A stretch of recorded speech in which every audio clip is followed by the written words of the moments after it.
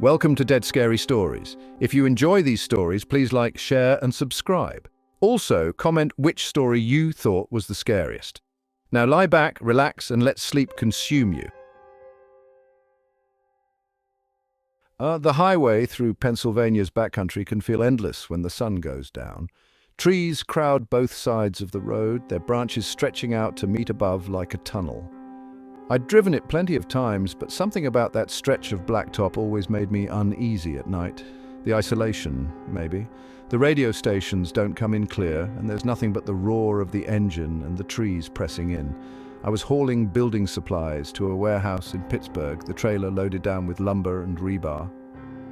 It wasn't my longest run, but it was late, and the road had been empty for miles. The dashboard clock read just past midnight. My thermos of coffee had gone lukewarm, and the radio was cutting in and out between static and faint country songs. I was tired, but I had my routine. Keep the radio on, focus on the lines of the road, and push through. The static got worse. A shrill, scratching noise drowned out the music completely, and I reached over to switch it off. Before I could, the engine sputtered. Not just a little cough, but a hard jolt that sent the truck shuddering. The power steering went slack, and I felt the truck losing momentum. The speedometer needle dipped lower and lower, and then the engine quit entirely. The truck rolled to a stop in the middle of the road, the headlights still on, but dimming. I shifted into park and tried the ignition. Nothing, not even a click. I gave it a second and tried again, gripping the wheel with one hand as though that might make a difference. The cab stayed silent, the engine dead. My headlights flickered once, and then the world outside went black. I sat there for a moment, gripping the wheel and staring out into the dark. I'd been through breakdowns before. They were part of the job. I leaned over, grabbing the flashlight from the door pocket, and cracked the window to listen. No sound but the faint rustle of leaves, the breeze brushing through the trees. No other cars, no animals, nothing. I flicked on the flashlight, its beam cutting through the dark as I popped the hood and climbed out. The engine didn't tell me much. I'm no mechanic, but the battery cables looked fine, and I didn't smell anything burning. The flashlight beam caught a faint shimmer of dew on the metal. Everything was still, too still. The light came out of nowhere. 1 second I was staring at the engine, the next there was a blinding flash so bright it burned through my closed eyelids. It wasn't like headlights or floodlights. It was brighter than anything I'd ever seen. So intense I felt the heat of it prickling against my skin. I dropped the flashlight, and for a moment it felt like the ground tilted beneath me, like I was falling without moving. When I woke up, I was on my back. The ground beneath me was damp and soft, grass pressing against my arms. The smell of earth and wet greenery filled my nose. I sat up, blinking against the early morning light. I was in a field, the trees far off in the distance. My truck sat 100 yards away, tilted slightly on the uneven ground, its trailer still hitched and intact. I didn't understand how I'd gotten there. The last thing I remembered was the light, standing by the engine, the dark road. My head ached like I'd been hit with a brick, and my mouth was dry as dust. My legs felt shaky as I got to my feet, brushing dirt off my jeans and stumbling toward the truck. The cab door was open when I got to it. The interior looked the same as I'd left it, except my phone was on the passenger seat, its screen lit up and buzzing with notifications. I climbed inside, slumping into the driver's seat as I picked it up. The clock on the dash said it was 6:17 a.m. The phone said the date was a week later than it should have been. I called my dispatcher. It took him less than a minute to answer. His voice came through the line so fast and frantic it was almost hard to follow. He kept asking where I was, if I was okay. He said I'd been gone a week, that the police had been searching for me, that they'd found my rig parked on that wooded road with no sign of me anywhere.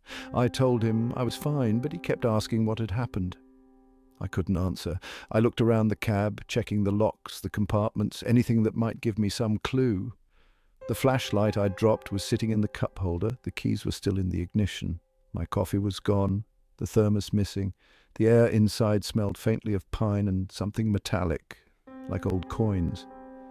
I didn't stay in that field long. I fired up the engine. This time it turned over without a hitch and pulled out, making my way back to the highway. I kept checking the mirrors as I drove, half expecting to see something following me, but the road stayed empty. When I made it to the next truck stop, I parked under the lights and stepped out, my legs still feeling weak. The truck looked the same, but there were marks on the trailer. Thin, parallel scratches that ran in uneven lines along the metal, like something had dragged its nails across it. I checked the cab again, every compartment, every pocket of space, but there was nothing except the faint smell of pine. I kept driving after that. What else could I do? But I haven't taken a night route through the woods since. I've spent most of my life on the road. It suits me, the long stretches of highway and nights spent parked in forgotten corners of nowhere. Trucking isn't glamorous, but it's steady, and I've always liked the solitude. Over the years, I've learned to trust my routine. Drive until the eyes get heavy, pull off somewhere quiet, lock the doors and get a few hours sleep. Nothing fancy, just a life that moves from place to place. That night, I'd been driving through Missouri, making my way west toward Kansas City with a trailer full of plumbing supplies. The highway was dead quiet, and the clock on the dashboard had ticked past midnight. I was tired, but not desperate yet. I kept an eye out for a rest stop or a truck-friendly lot, somewhere I could shut my eyes for a bit before finishing the trip. Eventually, I found a pull-off, a big, empty lot tucked off the side of the road. No lights, no other vehicles, just an old gravel lot lined with scraggly trees and weeds. It looked like it had once been part of a gas station or a diner, but whatever used to stand there was long gone, leaving behind a broken asphalt pad and a signpost with nothing on it. It would do. I parked near the edge of the lot, far enough from the road that the occasional car wouldn't bother me. After cutting the engine, I checked the locks on both doors, making sure the cab was sealed up tight. I flicked through my phone for a few minutes, but the reception was spotty, so I tossed it on the dash and leaned back in my seat. The cab was dark, the night outside darker still. I wrapped a blanket around myself, shifted into a comfortable position and let my eyes close. I woke up to a sound. It wasn't loud, just faint enough to get through the haze of sleep, but it came again, sharper this time. It wasn't coming from outside, it was coming from the small space behind my seat, that cramped little area I used for storage, where I kept a change of clothes, a few tools, and some old road maps. I sat up straight, my pulse quickening. The cab felt too small all of a sudden, too close, the air inside pressing in on me. I reached for the flashlight I kept in the door pocket and turned it on, the beam bouncing off the interior of the cab. I twisted in my seat, aiming the light into the space behind me. It was empty. My duffel bag sat where I'd left it, and the tools were still in their spot, untouched. I scanned every inch, leaning over to peer into the corners, but there was nothing there. Still, the sound had been real. I knew that much. I wasn't the type to get spooked over nothing. But sitting there in the dark cab, I couldn't shake the feeling that I wasn't alone. I checked the locks again. Both doors were secure. The windows were rolled up tight. There was no way in or out, but I couldn't stop glancing at the space behind me, half expecting to see something sitting there just out of view. Eventually, I let the flashlight drop into the cup holder and tried to settle back down. I told myself it was nothing, that I was overtired, that the wind outside or some animal had startled me. Still, I didn't sleep much after that. Every sound outside the truck set me on edge. The crunch of gravel, the faint creak of the cab shifting under its own weight. The hours stretched out, slow and miserable, until the first grey light of dawn started to seep through the windshield. I was relieved to see the sun come up. The lot looked different in daylight, less like a place that had swallowed me whole. I got out of the cab, stretched my legs, and walked a slow circle around the truck. There was nothing unusual, no footprints in the gravel, no marks on the doors or windows, just an empty lot and my rig, sitting exactly as I'd left it. When I climbed back into the cab, I figured I'd check the dash cam. I don't usually bother with it unless something happens, but after the night I'd had, I was curious. I plugged the camera into my laptop and skimmed through the footage, fast-forwarding through hours of darkness. That's when I saw it. Somewhere around 2:30 a.m., the driver's side door opened. It opened smoothly, almost like someone with the key had done it. I leaned in closer to the screen, my pulse pounding as I watched the door swing wide. A figure slipped inside. The camera didn't catch much detail, just the shape of a person, hunched slightly, moving with an unnerving calm. They climbed into the cab and vanished out of frame into the storage space behind my seat. I stared at the footage, my stomach twisting. The camera kept recording, showing me sitting there asleep, my head tilted back against the seat. Minutes passed, then hours. Nothing happened, but I couldn't look away. The door never opened again, not until morning when I stepped out. The figure didn't leave. I shut the laptop and glanced into the storage space behind my seat. It was empty now, just like it had been when I'd checked before, but the door had opened. I'd locked it. I knew I had. And something had climbed in with me while I slept. I packed up the laptop, turned the key in the ignition, and pulled out of the lot. The day was bright and clear, but it didn't help. I kept my eyes on the mirrors, scanning the road behind me. Every bump and rattle from the trailer set me on edge, but I didn't stop. I didn't look back. Driving through the wooded stretches of northern Maine at night can feel like another world entirely. I've been on plenty of dark roads, but there's something about those trees that gets to me. The way they crowd in on both sides of the highway and seem to swallow the world beyond the beams of your headlights. The stars above are blocked out, and even with the radio on low, it feels like you're driving through a tunnel of nothing. That night, I was hauling a load of appliances down to Bangor. It wasn't a bad run, and I was looking forward to getting it done and finding a hot meal at a truck stop. I had the radio tuned to some local station, barely holding on to a signal, a faint voice singing country songs through the static. The highway was empty, not a car or set of headlights in sight for miles. Just me, my rig, and the faint glow of the dash lights keeping me company. I felt the jolt in the steering wheel before I heard the thump. The truck swerved slightly to the right, and I instinctively eased off the accelerator. The sound came next, a steady flapping noise as the tire gave out completely. I brought the rig to a stop on the shoulder, the headlights stretching out onto the deserted road ahead and lighting up the trees that seemed to press even closer in the dark. It wasn't ideal, but I've dealt with flats before. I grabbed my flashlight from the door pocket, flicked on my hazard lights, and stepped out. The night air was sharp and cold, biting through my jacket as I walked along the length of the truck. Sure enough, the front right tire on the trailer had blown. The rubber hung in tatters around the rim, and the wheel itself was leaning slightly, but the axle looked fine. I figured I could get the spare on and be back on the road in 20 minutes. I walked around to the back of the trailer, unlatched the storage compartment, and started pulling out the jack and spare. The trees felt close, the edge of the woods barely 20 feet from the shoulder. I kept my flashlight pointed at the ground as I worked, trying to focus on the task. But then, just faintly, I heard something. It wasn't a clear sound, more like a faint rustle, like leaves or dry branches shifting. I paused, holding my breath and shining the flashlight toward the woods. The beam caught trees, shadows, and nothing else. I shrugged it off and went back to work, hauling the spare closer to the flat. The night felt colder now, and the stillness around me was starting to feel wrong, like the air itself was waiting for something. That's when I heard it again. This time it was closer. The snap of a twig breaking. I froze, clutching the flashlight in one hand and turning toward the woods again. The beam swept over the dark trunks and the tangled undergrowth at their base, and for a second I thought I saw something. A shape, a faint outline in the trees. It was gone almost as soon as the light passed over it, but I felt my stomach twist.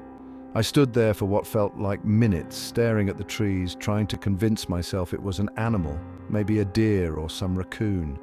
But there was no sound now, no rustling or movement, just the trees, and beyond them an endless dark.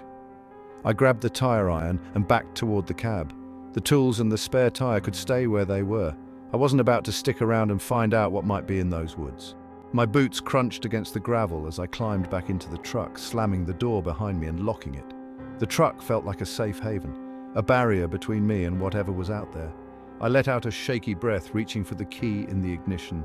Before I could turn it, there was a sound, a loud, jarring bang against the side window. I jumped, nearly dropping the key as I whipped my head toward the noise. A face was pressed against the glass. Pale skin, wild eyes, and a grin that stretched too wide. The man looked filthy, his hair matted and his clothes torn, like he'd come crawling out of a hole in the ground.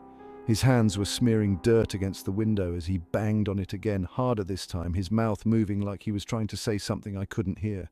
My heart was racing so hard I could feel it in my chest. I fumbled with the keys, jamming them into the ignition and twisting. The engine roared to life and I slammed the truck into gear. The man banged against the window again and I felt the trailer lurch as I hit the gas, the burst tire flapping against the road. I didn't care. I kept my foot down, the truck groaning as it picked up speed. The man's face disappeared from the window and I didn't look back. The The steering wheel fought me as the rim of the burst tire scraped against the road, but I held on, keeping the rig straight as I raced down the empty highway. After a few miles, I saw the lights of a rest stop up ahead. I pulled into the lot, parking under one of the bright lamps, and shut off the engine.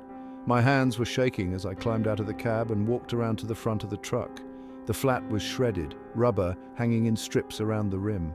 That's when I saw the tire hadn't blown on its own. The rubber had been slashed, long, jagged cuts running across the surface like someone had gone at it with a knife. The spare and the tools I'd left behind were still back on the shoulder, but I wasn't about to go back for them.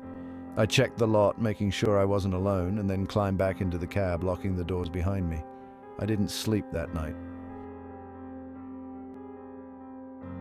There's a stretch of I-84 in Oregon that runs through an endless sprawl of dark forested hills. It was one of those places where the trees feel so close to the road they might reach out and grab you. I'd driven it a dozen times before, usually during the day when the green of the pines broke up the monotony. But this trip was different. My delivery schedule had me driving through it in the dead of night.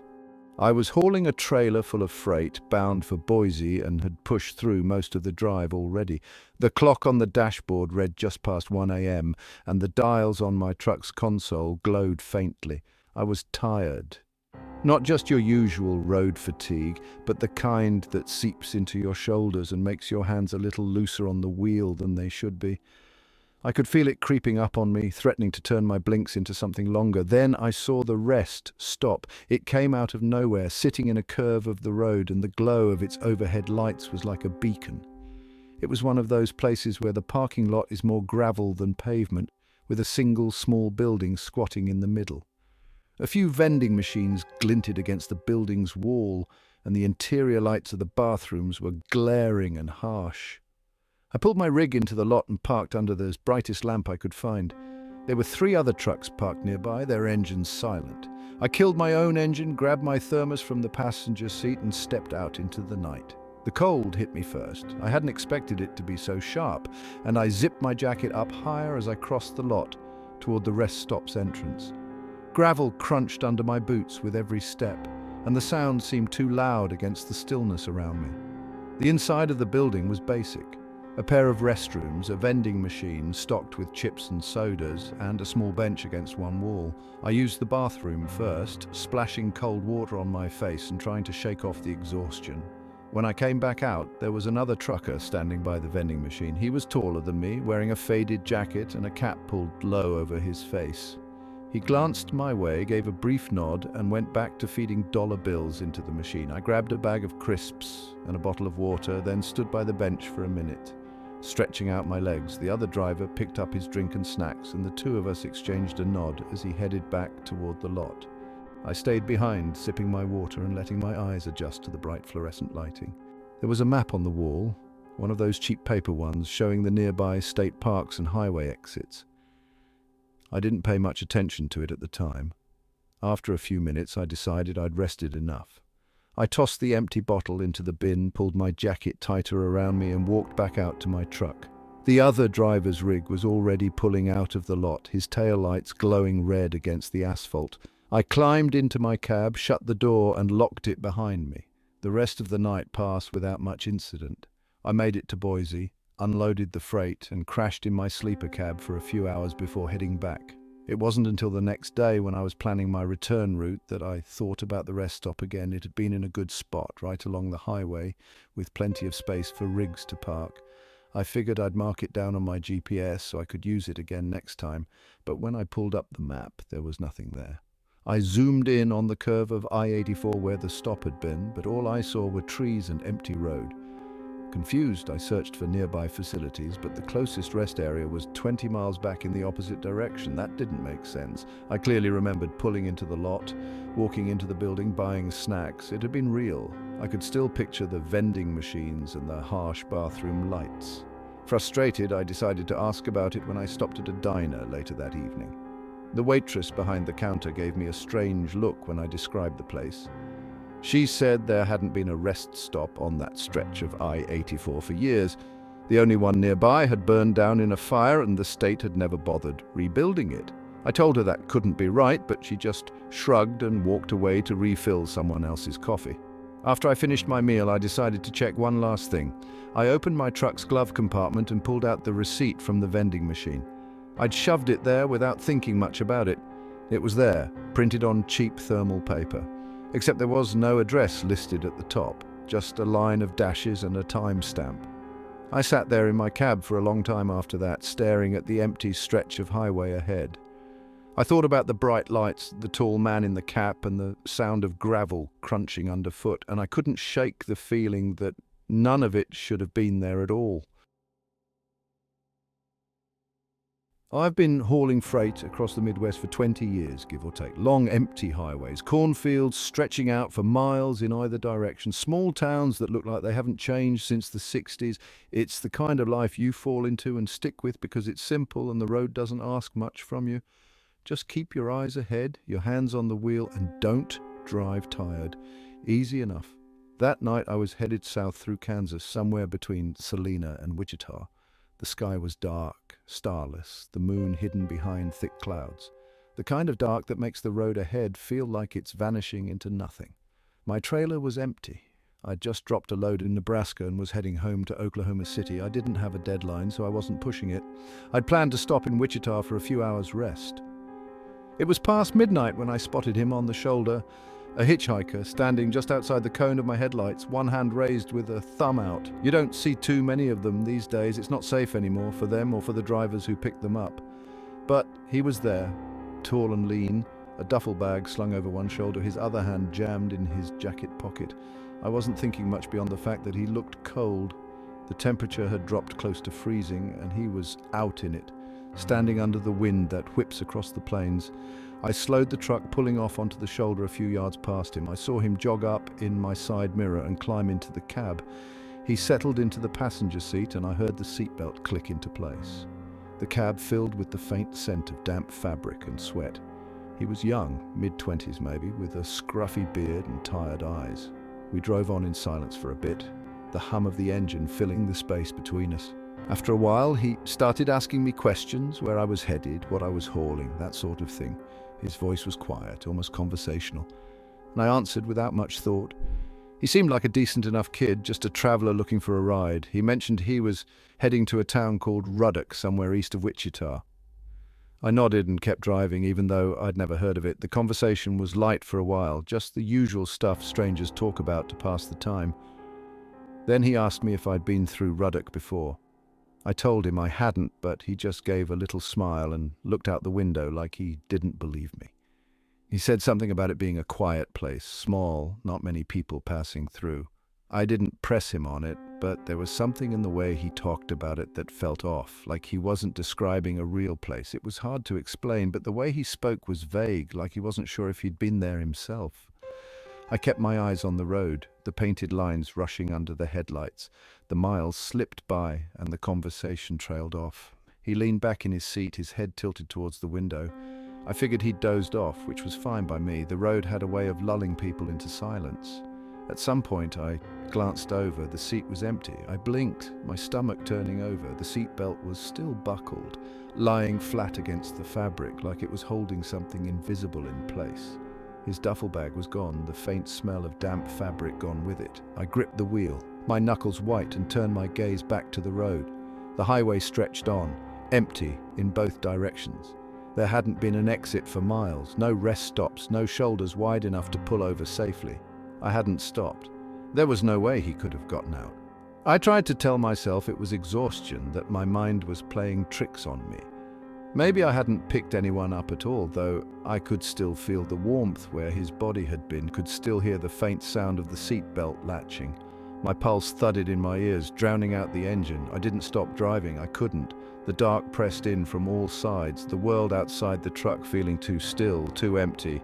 I scanned the mirrors, half expecting to see him standing on the shoulder again, that duffel bag slung over his shoulder, but the mirrors reflected nothing but the endless stretch of highway. I drove until the lights of Wichita came into view. I pulled into a truck stop and parked under the floodlights, the cab suddenly feeling too small, too quiet. I checked the passenger seat again. It was empty, the seatbelt unbuckled now, lying slack against the cushion. I didn't sleep that night. I sat in the cab with the engine idling, staring out at the neon-lit parking lot, waiting for something, anything to happen. Nothing did.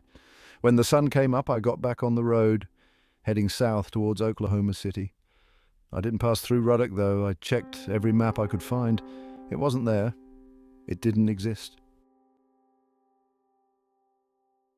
I've been driving trucks across the states for 22 years, give or take, and if there's one thing I've learned, it's to keep your wits about you on the road. Doesn't matter how experienced you are. Long hauls, bad weather, back roads, it all blends together after a while, and sometimes the quiet stretches at night can play tricks on you, or worse, they don't. It was late, maybe just after 2 a.m., and I was headed west on I-90, somewhere in South Dakota. The kind of stretch where you can drive for miles without seeing another car. The radio was on, playing faint static with the occasional country song bleeding through, but I was more focused on staying awake. A thermos of coffee sat in the cup holder, half empty, lukewarm. I was hauling flat-screen TVs to some distribution center in Rapid City. Nothing unusual about the trip. The CB radio crackled. Not the normal kind of static or chatter from other drivers, but a burst of sharp, frantic noise that made me glance over. It was a voice, distorted but clear enough to understand. A man sounding panicked. He was shouting about needing help, his words tumbling over each other. The only thing that stood out was the mile mark he gave, 207. He repeated it over and over like it was the only thing holding him together. I didn't think much of it at first. CB radios are like that. You hear all kinds of strange stuff. Pranksters, drunk drivers, people playing with frequencies. But as I glanced at the GPS on my dash, I realized I wasn't far from that mile marker. 5 minutes away, if that. The voice came through again, crackling and desperate. It didn't sound like a prank this time. I reached for the dial and turned down the volume, the voice fading into static. I spotted the marker up ahead, a green sign half covered in dirt and weeds. Sure enough, mile 207. Just beyond it, pulled off onto the shoulder, was a truck. A Peterbilt, dark red, its hazard lights blinking faintly in the dark.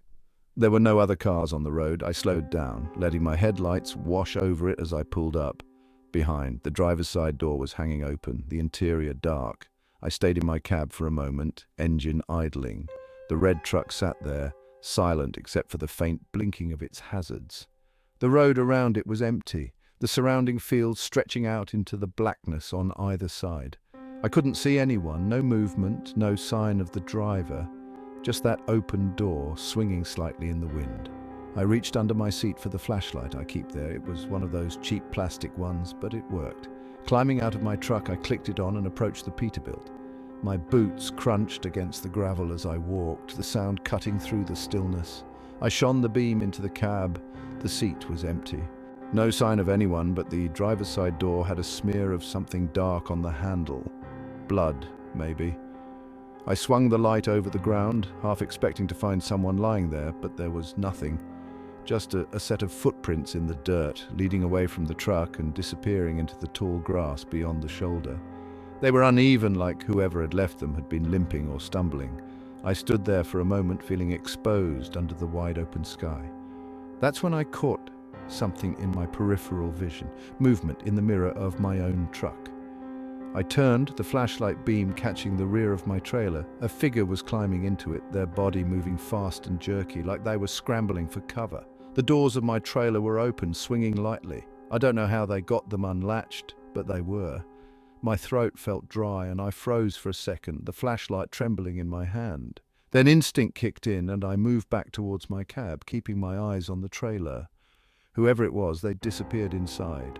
I didn't see a face, but I caught a flash of something metallic in their hand as they climbed, a knife, the blade catching the light of my headlights. I threw myself back into the cab, slamming the door and locking it.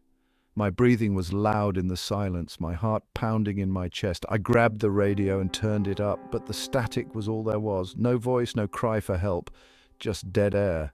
The engine was still running and I put the truck into gear, pulling back onto the highway. My eyes flicked between the mirrors, watching the trailer. Nothing moved, but I knew they were in there. I could feel it. The road stretched out ahead, empty and dark, but the back of the truck felt closer somehow, like it was just behind me no matter how far I drove. I didn't stop, not at the next rest area, not at any of the exits. I kept driving until the faint lights of Rapid City came into view, the truck rattling along the highway like nothing had happened. When I finally pulled into the distribution center, it was nearly dawn. The trailer doors were closed when I stepped out to check, the latch secured. I hadn't closed them, but they were locked tight like they hadn't been touched at all. I didn't open them. I signed the delivery papers and drove to the nearest truck stop, parking under the harsh glow of the floodlights. I sat in the cab for a long time, gripping the wheel, staring out at the parking lot as the sky turned from grey to pale blue. I didn't check the trailer. I didn't need to. Whatever had climbed in wasn't there anymore. The CB radio crackled once while I was parked, faint static breaking the quiet, but no voice came through. I switched it off and sat in silence. I've been driving lorries for 15 years. I'm used to long stretches of lonely roads and nights spent curled up in the cab, parked in some desolate lay-by or an all-night service station. I don't mind it. You get to know solitude in this job, the kind that presses in on you during the late hours. It becomes a companion, almost a comfort. But that night up near Northumberland, I learned solitude can twist into something else entirely. The snowstorm had come out of nowhere. The roads had been fine when I left Leeds, but by the time I hit the A68, the flakes were thick in the air, sticking to the windscreen faster than the wipers could clear them. My tyres were sliding more than I liked, and it didn't take a genius to see it was only going to get worse. So when I spotted the rest stop, a small one, nothing fancy, just a few parking bays and a boarded-up toilet block, I decided to pull in. The snow was coming down in waves by the time I parked, so I left the engine running a while, letting the heater blast as I ate a packet of crisps and drained a Coke. It was late, midnight, give or take, and the storm wasn't showing signs of letting up.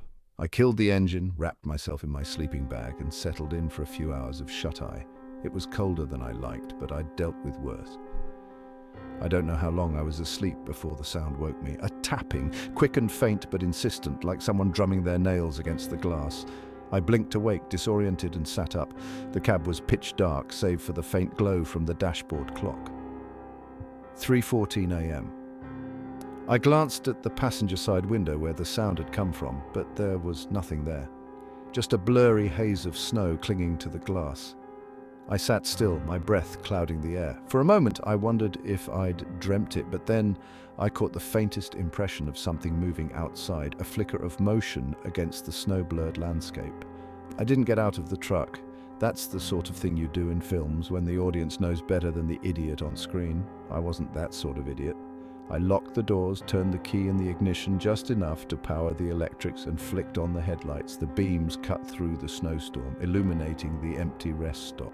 Nothing, just white drifts piling up against the curbs and the skeletal shapes of bare trees in the distance. I stared out into the night for what felt like an age, but there was nothing to see. No movement, no shadows, no figures. I told myself it had been a branch blown against the glass or some other harmless noise, a coincidence. Eventually I switched off the lights, climbed back into my sleeping bag and tried to sleep. It didn't come easily. When I woke again, the cab was bathed in the dim light of early morning. The snow had stopped, leaving a blanket of white that stretched unbroken in every direction. I yawned, rubbed my eyes, and reached for the keys to start the truck. That's when I noticed the faint smudge on the passenger side window, a streak running vertically down the glass, as though someone had dragged their finger through the frost. I got out of the truck. The air was bitingly cold, but still, almost eerily so. The snow crunched beneath my boots as I rounded the vehicle. At first I didn't see anything unusual, just my lorry sitting heavy in the snow, a dusting of white on the roof. But then my eyes were drawn to the ground near the passenger door. There, half buried in the snow, was a knife, a simple one, the kind you'd find in a kitchen drawer. The blade was bare, its handle faintly scuffed, and it sat there like it had been placed deliberately. I took a step back, my heart hammering in my chest. That's when I noticed the footprints. They led away from the truck. A single set of prints in the pristine snow, bare feet. They were smaller than mine, but not small enough to be a child's. They started near the passenger door and wandered off into the trees beyond the rest stop. No return tracks, just a trail heading into the woods. I didn't follow them. I didn't need to. Instead, I got back in the truck, locked the doors and started the engine. The heater roared to life, blasting out hot air that barely reached the ice crawling up my spine. I pulled out of the rest stop as fast as the snow-covered road would allow, my eyes darting to the trees in my rearview mirror until the place was out of sight. I didn't stop again until I was well past Newcastle, and even then I only stopped for fuel. I didn't sleep properly for days after that, every noise in the night dragging me back to that rest stop, to the knife in the snow and the footprints that led into the trees. I don't drive that route anymore, I won't, not because I'm scared, though maybe I am, but because some things don't make sense, and it's better to leave them that way.